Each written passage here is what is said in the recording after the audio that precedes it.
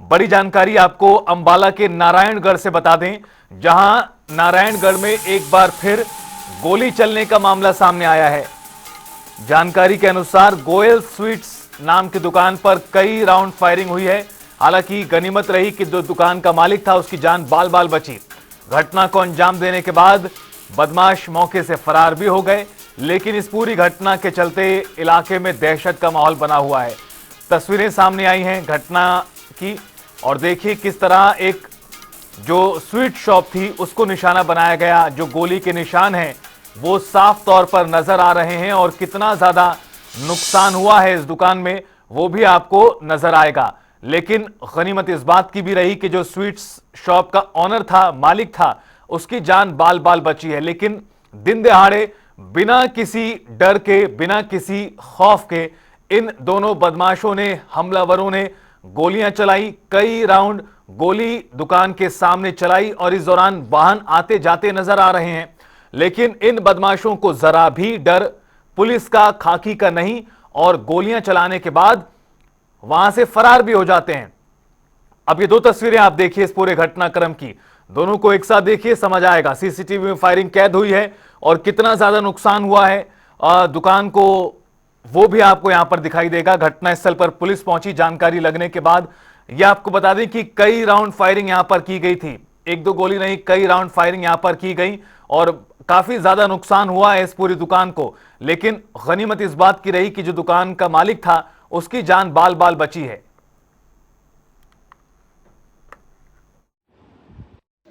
आज जी मैं वहाँ गेट सटर के पास बैठा था जी, अखबार पढ़ रहा था। बाई चांस मेरे पीछे आ गया जी, पीछे आ गया बैठ गया जी।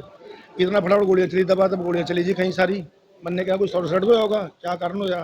देखिए बाहर जगह दो बगना में दो बंदे खड़े थे गोलियाँ लेकर, रिवाल्वर के हाथों रिवाल्वर थे।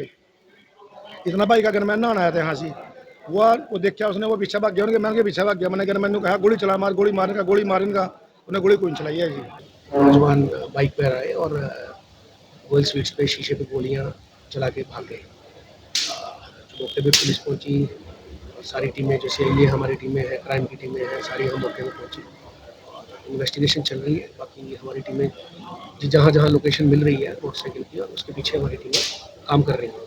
तो कितने हमला 3 लड़के हैं अभी तक जो हमारी फर्स्ट इन्फॉर्मेशन में मिले हैं, 3 युवा लड़के।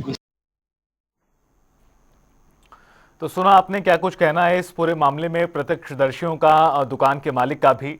लेकिन सवाल बेहद गंभीर, किस तरह से इन अपराधियों में, बदमाशों में पुलिस का, खाकी का जरा भी खौफ नहीं।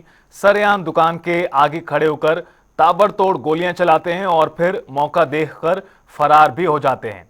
अब ऐसे में पुलिस इस मामले में जांच पड़ताल कर रही है। जो आरोपी हैं उनकी तलाश शुरू कर चुकी है पुलिस, और पुलिस का कहना है कि जल्द इस मामले में बदमाशों को पकड़ भी लिया जाएगा। और घटना के बाद जो तस्वीरें सामने आई हैं, ये जो पूरा रेस्टोरेंट और स्वीट शॉप है उसको आप देखिए, पूरा जो आगे का हिस्सा है दुकान का पूरी तरह चकनाचूर हो चुका है। कांच चारों तरफ टूटा बिखरा है। जो गेट था उसको भी भारी नुकसान पहुंचाया है बदमाशों ने गोलीबारी में। लेकिन जिस तरह से कहा गया कि गनीमत इस बात की रही कि जनहानि कोई नहीं हुई, जो शॉप ऑनर है वो भी पूरी तरह सुरक्षित है। लेकिन जिस तरह से सरेआम ये गोलियां चलाई गई हैं, कानून व्यवस्था को लेकर जरूर सवाल खड़ा होता है।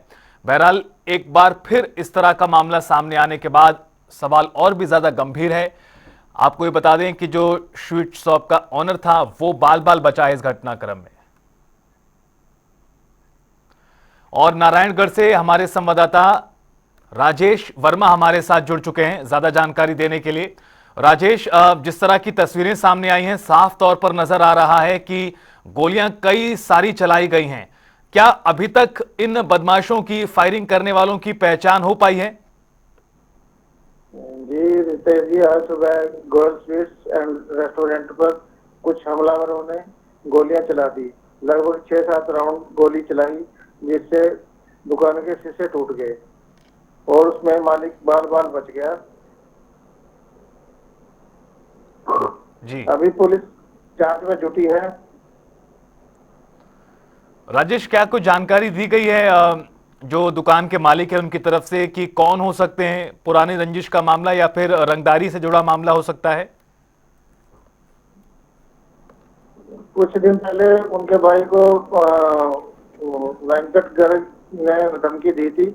उसके बाद आज हमलावर दुकान पर आए और उन्होंने हमला कर दिया। चलिए, शुक्रिया राजेश आपका जुड़ने के लिए।